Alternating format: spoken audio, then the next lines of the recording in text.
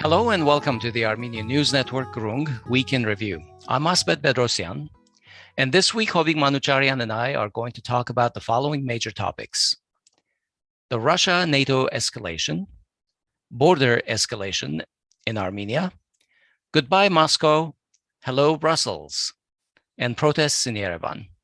And this Tuesday, November 22nd, we're joined by Dr. Pietro Shakarian, who is a lecturer in history at the American University of Armenia in Yerevan. His research focuses on the history of Eastern Armenia and the Caucasus, especially Soviet Armenia during the era of Nikita Khrushchev's thaw.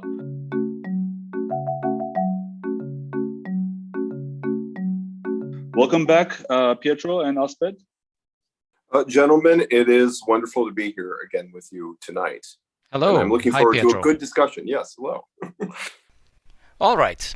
Let's quickly talk about the heating rhetoric between Russia and NATO recently. Pietro, on this show with you, we've actually talked about how Turkey is supplying drones and other modern weaponry, right, to countries encircling the Russian southern borders. Can you talk a little bit about where this is heading? Well, it's not heading in a very good place. I can tell you that right away, Asbed. I mean, so recently this week, all right, Anatol Lieven, right? You know Anatol Lieven, great political analyst of Russia and the post-Soviet space, of international politics, really, wrote an op-ed in The Nation magazine where he called Ukraine the most dangerous problem in the world. And this is and not the easiest one to solve. And the easiest one to solve. No, the easiest one to solve. And it is really the easiest one to solve. But right now, it is the most dangerous problem in the world. And we have to also consider for Vladimir Putin, for the Russian elite, for any Russian president. So it could be not only Putin, it could be anybody, whoever's there in the Kremlin, right? So we focus so much on Putin, but whoever's there, this would be the ultimate Russian red line. So Russia and Ukraine, as I've explained earlier on this podcast, they're deeply, intimately mixed and associated with each other. They're intimately tied with each other. There's so many Russian-Ukrainian interrelations, intermarriage. It has to go like in the millions, right? I've talked about how Mikhail Gorbachev, he's partially Ukrainian himself. His wife Raisa was entirely Ukrainian. Solzhenitsyn, the rock musician Yuri Shevchuk, it goes on and on and on. So Russia, and also you have to think that, Kievan Rus, Kiev, was the center of the old Kievan Rus East Slavic state, which was kind of the, predecessor to Russia. And so for Russia, they take this very seriously from a, cultural, historical, religious, strategic standpoint. Ukraine is a major red line, and specifically within Ukraine, the Donbass. So if you go back to the Maidan situation in 2013, 2014, there was already a major red line there, which was Crimea or Krim, right? So this was a peninsula of immense strategic significance to Russia, immense historical significance to Russia. And the prospect of Crimea becoming part of NATO was an anathema to Vladimir Putin and the Russian elite. And so when the Maidan occurred, this was the moment by which Russia felt that red line was crossed, and they proceeded to annex Crimea. Now, Crimea is off the table. That train has left the station.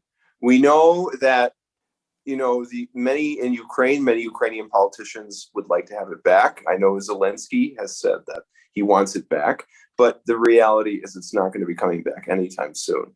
The next red line is in the east of Ukraine, in Donbass, which is a region, industrial region, coal mining region, comprised of two oblasti, two provinces, Lugansk and Donetsk, right? And this area has been kind of in a rebel war with the Kiev authorities, and this has been something that has been driven locally by local actors, but with Moscow's support. And so it can be a major red line if the authorities in Kiev, in the Ukrainian capital, decide to restart tensions with Donbass and decide to restart a war in Donbass. And who knows where that could lead. Yeah. I wanted to also let our listeners know what's new this week. Obviously, this is a conflict that's been going on for a long time. This week, we've seen a very deliberate, it seems, ratcheting up of rhetoric by Western politicians, by Western media, and even actual actions. Like, for instance, Putin was accusing Ukraine of building up forces on the border. There was counter accusations, obviously, but also Ukraine received over 80 tons of ammunition from the USA. One article I read talked about how the West is basically treating, using salami tactics of, moving forward like slowly, but taking each step being microscopic. But in the end, as an aggregate, it turns out that they have actually sort of moved a lot. I found it interesting, Hovik, that the Kremlin put out a statement saying that they would not be invading Ukraine unless they were provoked by the West. In this context of continual, these salami tactics, where exactly does the red line stand, and has the West actually passed it already? Well, the Russian government has been incredibly restrained. So you might hear maybe in the Western media, especially during the tensions in Ukraine a few years ago, that, oh my God, Russia invaded Ukraine, or all these sort of talking points. But in reality, Russia has been incredibly restrained. And if you don't believe me, you can talk to the Russian general staff. You can talk to Shoigu. You can talk to the Siloviks, the hardliners in Russia, who would tell you that Putin is too soft, that he let the West get away with too much in Ukraine, that he should go all the way to Kiev, right? And that they would also say, too, frankly, that he has been too soft on Turkey, because Turkey, has been, as we see, they've been giving Bayraktars as a loyal NATO member. They've been giving Bayraktar drones to Ukraine. They've been training Ukrainian troops, right? And so this idea that we can be frenemies with Turkey, we can sometimes, cooperate, sometimes conflict, there has to be a sense that, there is a growing sense in Moscow that this policy is not producing dividends. In fact, it's contributing to the tension between Russia and the West. So you have that. The other thing is also you have to think, how many tons of weapons was that? How many tons of ammo was that going to Ukraine? 80 tons. 80 tons from the United States. From the United States. Okay, so imagine, Hovik, all the problems America has. We still aren't over COVID. We have the issues with the BLM. We have economic inequality. We have major problems with the American middle class. There are reasons why many people in the Rust Belt voted for Donald Trump, right? And all these problems that America has are not being adequately addressed. And what are we doing? We're sending 80 tons of ammo to Ukraine to ratchet up a war with a nuclear-armed country, massive arsenal of nuclear weapons. Pietro, so let me turn the question back to something with which you started. What was Anatol Lieven's solution to this very difficult problem? Just leave the situation alone. Let the Russians and the Ukrainians work it out on their own, right? Don't ratchet up this tension. Don't create like a third world war. Russia has a massive, like I just said, a massive arsenal of nuclear weapons, right? It does not even benefit. I know that there's some people in Ukrainian diaspora who think that this is a good idea, that we should confront Russia, right? Well, those people, if this goes after up to a certain point, we're going to have a nuclear war, and all of the communities, everything that those Ukrainian communities have been building up in Western countries all throughout the years, that would be gone if we have a nuclear war. Ukraine itself would be gone. Ukraine is at the front line. Those people, if they cared about their people, if they cared about Ukrainians, they would not allow a situation, to escalate this far, where it could lead to a nuclear war or a third world war, right? So the best solution is let the Russians and the Ukrainians work things out on their own. Let Ukraine have the best of both worlds. Why does Ukraine have to have a choice between Russia and the West? Why does Armenia have to be forced to make that choice between Russia and the West? Why does Georgia have to be forced to make that choice between Russia and the West? If you are a real patriot for these countries, you would support balancing the relations between both sides, right? People who are trying to push one, or trying to, for instance, push an exclusively Western orientation, They're not taking into account the specific historical, geographical, cultural context of these countries. They're not taking any of that into account at all. They're all being used, frankly, as geopolitical pawns. And they're not sensitive to the people here. They're not sensitive to what they're living. I'm going to segue this conversation from one red line area to another red line area. At the same time as there were all these red lines they were talking about in Ukraine, Russia and Iran put out a statement talking about Armenia's borders being a red line for them. And this probably was in response of Aliyev's incursions into Gegarkunik. Hovik, do you want to talk a little bit about this? Well, I don't know what to say specifically other than Russia has been very diplomatic about its language, but I think, in my opinion, it would help if it's more specific in terms of what exactly its red lines are, because I think a lot of Armenians in the world today are asking that question. For instance, I would think that Armenia's borders, including areas of the village of the Kut, all the regions in Sunni that Azerbaijan has captured since May 12 of 2021, earlier this year, are red lines because they are clearly in Armenia and they're clearly intended to provoke the situation. There is nothing useful that Azerbaijan needs from those lands other than to use it as a bargaining chip to continue killing Armenians. And this should not be tolerated. Whether the problem is Armenia's own communication on this issue, because as we saw, Pashinyan himself used Azeri place names for villages, and essentially, Armenia ceded those the areas on the Goris-Kapan highway and the Kapan Jakaten segment of that highway. They officially said that this is Azerbaijani territory, and maybe that then pulls the rugs from under the Russians. Or maybe it's just a convenient excuse for Russia and Iran not to intervene or not to test those red lines. But in my opinion, there's a lot of talk about red lines, but I don't know where those red lines are, and I don't know right now the resolve of Russia and Iran to actually intervene in case those red lines are violated. Yeah. And also, I would also say this too, just to kind of piggyback off that. I think that there is how would they react in the case those red lines are violated? I mean, they've already been violated. I mean, what is the point of no return by which that they would actually intervene? I think that's the big question, like you say.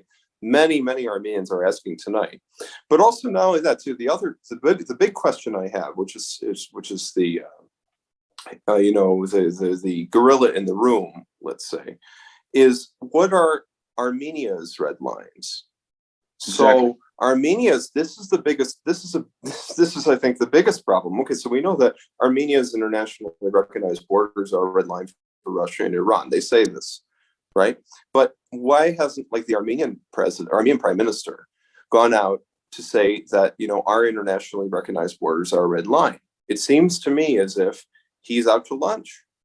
And the interesting thing is, many Russian analysts and politicians have said we can't be more Armenian than the Armenians. And also, and not only them too. Actually, the Iranians, from what I can see, feel the same way. I mean, why? I mean, the thing is, it's almost like the Armenians are asking two other countries to do the work that they should be doing. Why is it? I mean, I don't understand this government that is completely absent, that has apparently no regard for any red lines, right? Artsakh should have been a red line for Armenia. Artsakh should have been a red line for Armenia. Absolutely. Our red line is somewhere else that we probably don't know much about, and it's probably somewhere in the back channels. In fact, some of the analysis that I've read do confirm that there are back channels between Pashinyan and Aliyev that sometimes Moscow is not even aware of. We talked a lot about Russia versus the West, but there's another gorilla in the room here that we need to talk about. Pietro, what do you think about Turkey's contribution to the problem? Is it significant or not? It's very significant. I mean, they're like an arsonist. I mean, Erdogan is the ultimate arsonist. He's throwing fuel on the fire, And he is not acting in any way like a strategic partner for Russia. An arsonist wearing NATO uniform. An arsonist in NATO uniform. And he's explicitly, I mean, if you look at the rising tension on the border between Russia and Ukraine, I mean, is Erdogan acting in such a way that he's taking a neutral position even? He's not even taking even a neutral position. He's overtly supporting the NATO forces on Russia's frontiers. So I can't say that I mean, that's why I would say that the sensibility among many in Moscow, if we were to talk to people in the general staff or among Silovics, they would say, look, why are you letting them get away with so much? Right? They would be telling Putin this. Why are you being so naively, so to speak? And so this is, I mean, Turkey, and not only here, I mean, with Azerbaijan and their incursions, they're encouraging them. Ankara is encouraging Baku to do what it is currently doing. So Turkey has its hands all over the place. I mean, its fingerprints are all over the place in this regional instability. And frankly, I don't know how much longer it will last because the Turkish economy isn't doing so hot. And I don't see how this is going to, keep it up. I don't see how this is going to help Turkey. I think it's just going to exacerbate the problems that we are currently seeing with Turkey. I could not help but mention that the leader of the MHP party, which shares power with AKP, with Erdogan's party, gifted Erdogan a huge map of Turkey to run, and it included large swaths of land. Seemed to be a little bit of encroaching upon Russian sovereignty because it sort of included Russian lands. I believe Peskov responded to that, but I wanted to get your opinion, your thoughts on the content of that response. Well, I think he seems to have regarded it as a joke, but I can imagine in strategic circles in Moscow that map and that move were not well received. Even if Peskov thought, well, maybe I can point him out to this direction here to the Altai because I'm a Turkologist or something like this. But the bottom line is, even if the guy's a Turkologist, right? I mean, he has to be representing the interests of the Russian state. And if he just dismisses this is like a joke, this is not serious.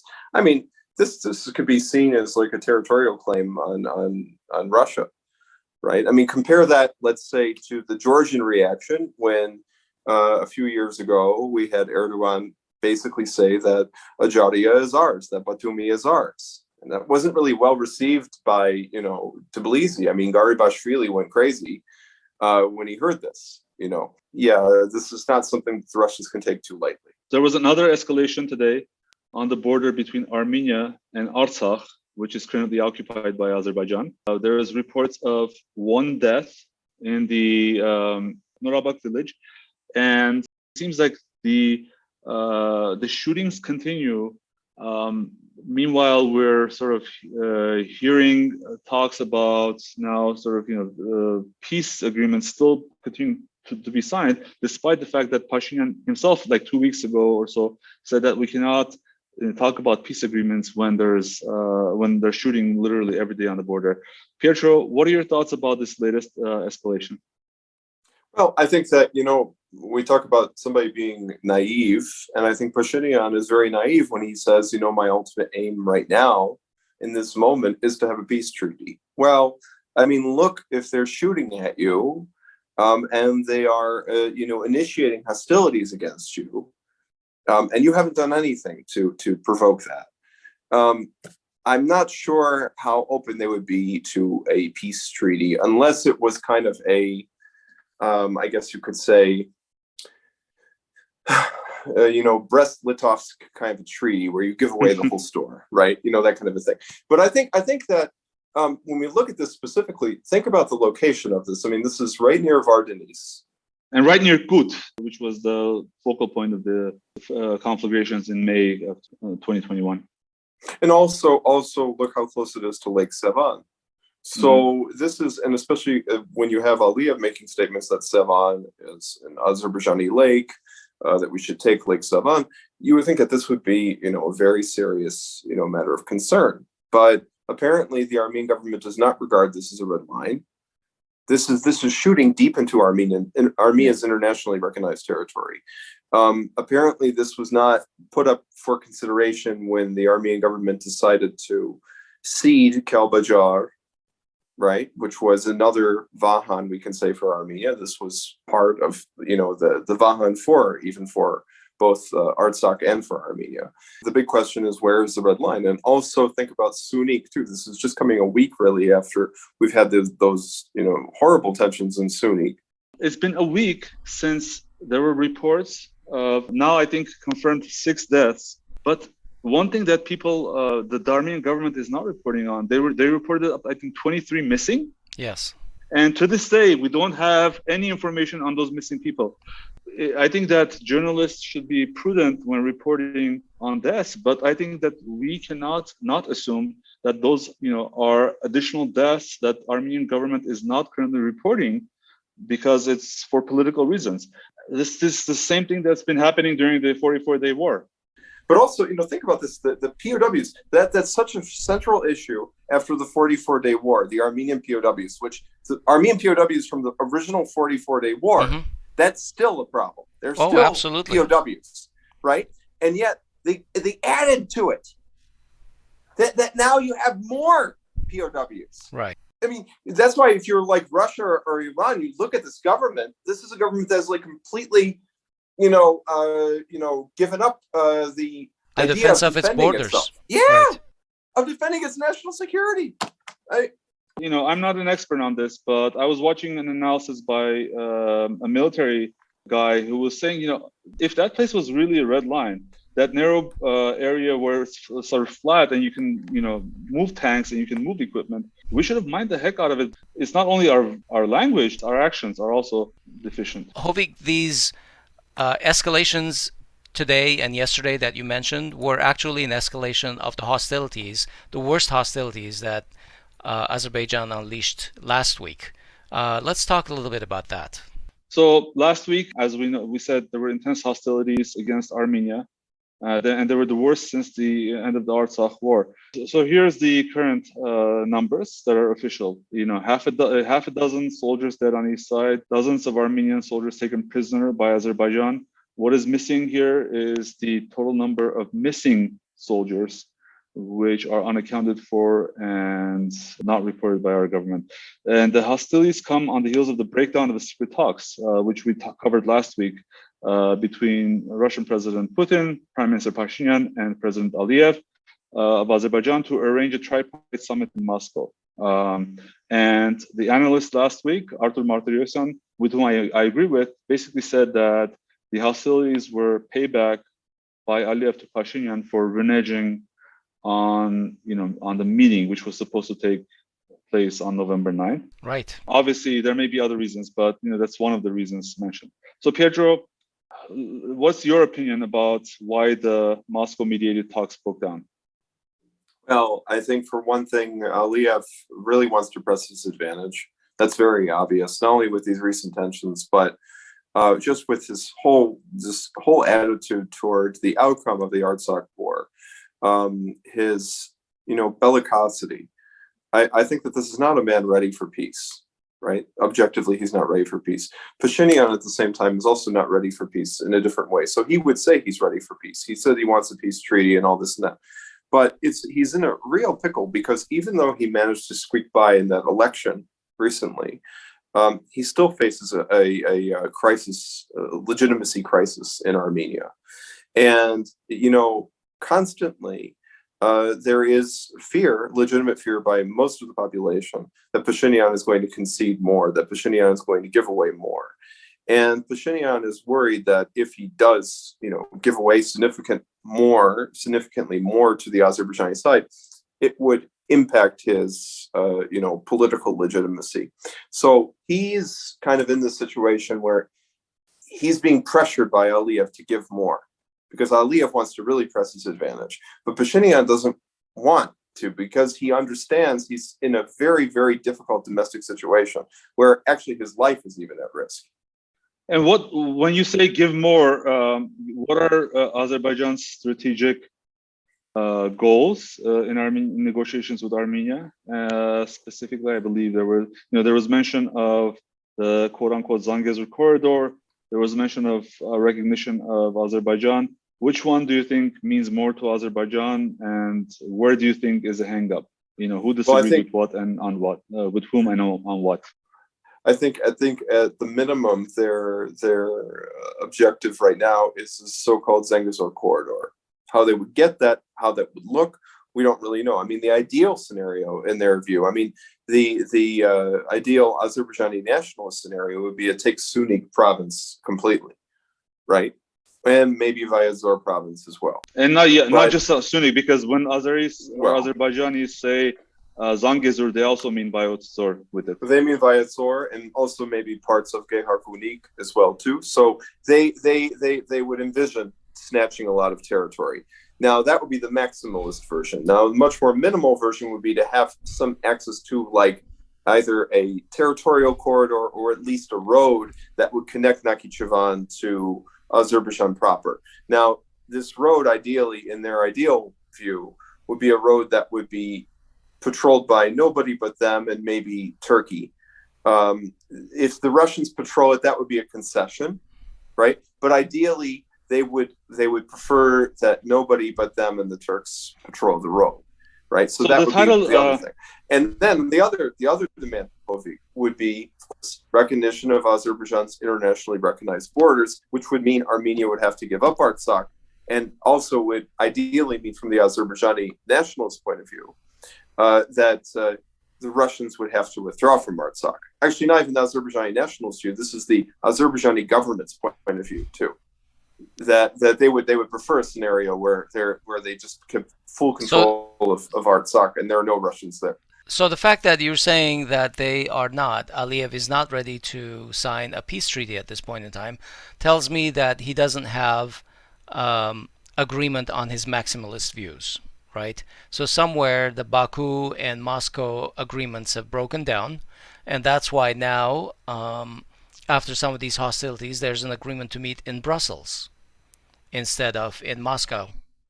Yeah, that's one of the things. So yes, there was an announcement that there is a meeting in Brussels in December, but just today there was also rumor that there will be a meeting by the end of the week, or on Friday specifically, in Sochi between the three presidents or three leaders. So it's interesting what the sequence of the announcements, whether it means anything. What are your thoughts, Pietro, on that? Well, it is quite interesting. I mean, it means that the Russians are going to try again to try and squeeze some sort of agreement out of this, but it's very difficult because Russia also has security interests in this region. They cannot have an Armenia that is too weak, where it comes at the expense of the Russian security position, because Armenia is kind of like, for them, they ideally would like to have strategic and strong relations with all three Caucasian states, allied relations even. But right now, Georgia is, as we know, sort of out of the picture, and Azerbaijan is, somewhat there, somewhat not. They have their Russians. If you were to look at it from the perspective that, Azerbaijan considers Artsakh its territory, the Russians are in Artsakh, right? So you have that. But the main country, the most important ally Russia has right now in that region is Armenia. So if Armenia gives away too much, or it becomes significantly weakened, it is going to reflect badly on the Russian security position in the region. So they can only go so far in terms of, coming up with a compromise. I mean, it's a very difficult situation even for them. The other part of the problem is, as you said, where are the Russian red lines? This is a question that many Armenians wonder. When is it going to reach a point where the Russians would, make a strong reaction to everything that's going on? Because this has to reach a boiling point at some point. And the reality is, there's one way to look at it, which is the way you and I do, which is as kind of a detached kind of analyst, looking at the different factions in the Kremlin, looking at Russian strategic interests, following the logic of Russian strategic interests in the region. But then there are also people who, take on, who kind of seize the emotional uncertainty of the moment and use this as an opportunity to try and drive a wedge between Russia and Armenia. And there are such individuals who have very, very pro-Western views who are trying to do this. Let's talk about this because, so last week there were some Western allied media that said, there was this talk about the head of the National Security Council, Armen Grigoryan, said that Armenia intends to apply to Russia to invoke points in its treaty, its mutual defense treaty. But then it seems like it never went beyond that. And some of these Western allied media alleged that Putin basically asked not to go ahead, or essentially sort of trying to paint Russia in a bad light. What are your thoughts about that? And I understand that Putin is, even if that's true, and if Putin is really requesting Armenia to do this, where is Armenia? That was really the case. And if there's nothing left to lose, why wouldn't Armenia still invoke in writing those points in the Mutual Defense Treaty and then let Russia not reject or somehow find arguments not to do it? I sense a lot of room for manipulation here. What are your thoughts? I think you're absolutely correct. I think that there is an effort, like I said, a very conscious effort to try and drive a wedge between Russia and Armenia by certain kind of media personalities. And I think that it's a very serious issue potentially. As with regard to the issue you raised, even if that were to be true, I mean, maybe the context was missing where Putin might have told Pashinyan, look, not right now, not at this moment, but eventually, if things get really out of control, you can invoke the treaty. But then again, you also have the matter that if Armenia regards this as to be a major red line, that you have Azerbaijan clearly violating its borders, why aren't they saying, look, we really need your help now? And we really feel at this point that this is a point of no return and we have to, invoke the agreement. And also to say that, look, your strategic position is also at risk too, if you don't act, right? I don't know what Yerevan's approach is. I mean, and this is the problem, that when if we put all the agency on Russia or even Iran, it's very, very convenient because it suddenly takes off the agency or the lack of agency of the Armenian government. The Armenian government is not really doing anything, and nobody is paying attention to that. The focus is, why doesn't Russia do something? Why doesn't Iran do something? Well, great, but what about the Armenian government first and foremost? They're not so helpless. When you let your enemy conquer that land, actually, fortify itself there, then you claim that Russia asked me to sort of delay Azerbaijan will never get out of those lands. I mean, they will use this in the negotiations for demarcation, delimitation for 50 years from now, or God knows how long. So yes, you're right. When Armenia is essentially giving agency, even if that's the thing that it's doing, but those are lands that are critical to Armenia. So. And also, let me throw something else out too. That if you look at if you follow TASS, the Russian news agency TASS, there even was an article in the English edition of TASS that was by a Russian analyst that was criticizing these efforts to drive a wedge between Russia and Armenia. The fact that we see that in a news source that is very closely aligned with official Moscow, that should be a red flag. That we actually see that. Right. That means that they regard something. That means they think that something is up. Let me mention something else that I noticed, and I'm going to quote Channel 5 again. They had a report on Nairi Hokhikian visited the region, I believe, Sunik or Vyosor. And what they noticed and what was reported by Channel 5 is that Armenia seems to be building a pretty wide highway that's going to pass through Angerakot out of the blue. And obviously this is great, if this is being built for internal reasons, but given that suspiciously both Turkey and Azerbaijan are doing heavy building on their own sides of this quote-unquote Zangezur corridor, there's these discussions that actually maybe Armenia is also building these and has already agreed on the specific route although there are a few routes. And even this week, and this is not all conspiracy theories, because even this week, Armenian officials publicly were talking about the different routes that the road through Armenia would go through.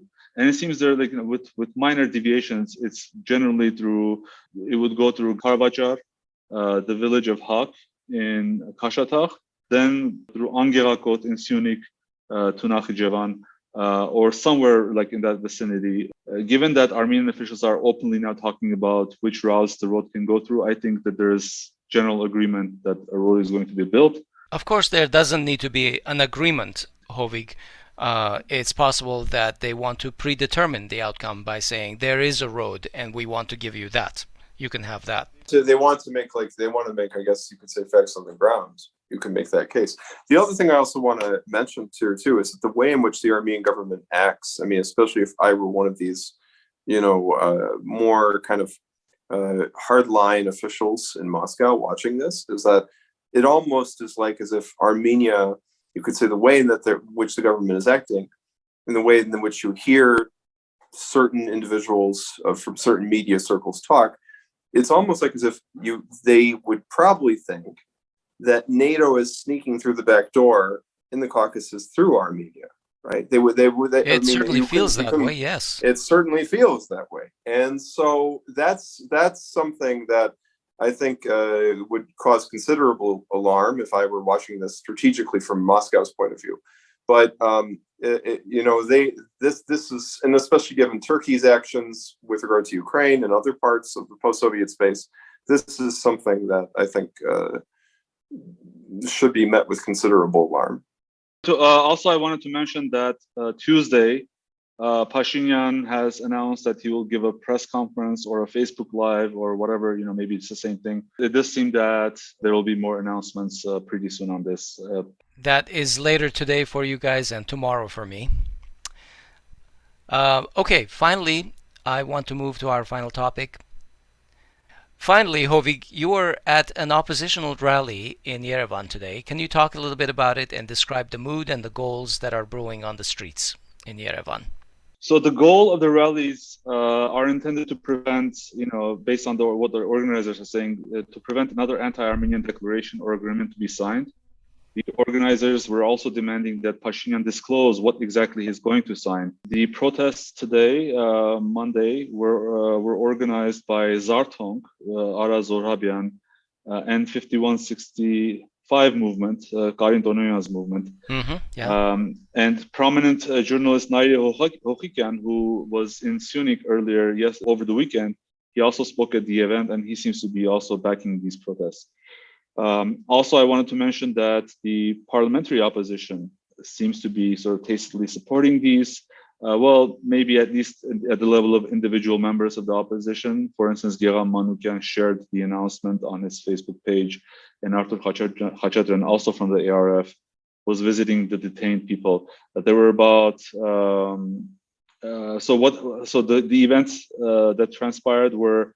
In the morning, all traffic almost in the city was stopped for about 44 minutes. More than a dozen arrests ensued, and the opposition alleges ill treatment of detainees. Then at 1400 or 2 p.m., the opposition gathered in front of the government building on the Republic Square to deliver their demands. Then they marched all the way to Baghramian to give the same demands to the president and then the National Assembly. And then eventually they circled back to the Republic Square at 1500 or 5 p.m. for the larger gathering. And what's interesting and what I liked about this from the perspective of organization is that they promised that these protests will be continuous, which I always wondered why the opposition, a few weeks ago, the parliamentary opposition held a one-day rally and then stopped. That seems to be ridiculous. If the opposition wants to achieve the ends that it wants, it needs to keep the pressure and make it constant and escalated every day. Is there continuous momentum here? Well, they promised that they'll be there tomorrow, so we'll see if the momentum increases, but I think that's the idea by the organizers. All right. Topic-wise, we're going to leave it there. I just want to ask both of you if For example, Pietro, if you have a topic that you want to talk about for 30 to 60 seconds. Yeah, I have a rant. I'm gonna talk about this issue of the both sidism. Right now, we have the kind of the typical kind of both sidism that we hear from different countries in the world, from international bodies, that both sides should cease fighting or whatever. But what really gets my goat are those analysts who should know better, who practice this kind of both sidism, who say, for example, the Armenian government's rhetoric and actions are exactly the same as what you see in Azerbaijan, that whatever the Armenian president or prime minister says is on par with Aliyev's actions and statements about Armenians. I'm sorry, but that is simply not true. And I think a lot of people have woken up to that reality, especially in light of the recent Artsakh war, but a lot of people still need to wake up to that reality. When you have a government in Azerbaijan that is burning books that is allowing encouraging for the burning of books by Azerbaijani authors who are calling for peace with Armenians. If you have an Azerbaijani government that is creating a hero out of a man who murdered in Armenia, if you have an Azerbaijani government that is taking historical Armenian monuments, the Julfa Cemetery, and turning it to dust, and they're still doing this. We have reports of them doing this kind of activity in Artsakh today. If you have them taking historical monuments and turning them to dust, I'm sorry, but that is beyond the pale. As Heinrich Heine, the great German poet, once said, where they burn books, they also burn people. And in this case, where they turn monuments to dust, they also will turn people to dust. And people have to wake up to that reality. So that's my rant. Excellent. All right. We are going to leave it there today. Thank you, everyone. Thank you, Pietro. Thank you, sir. Thank you, Hovik. Thank you, guys.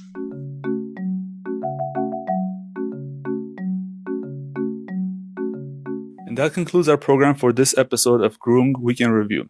We hope it has helped your understanding of some of the issues from this previous week. We look forward to your feedback and suggestions for issues to cover in greater depth.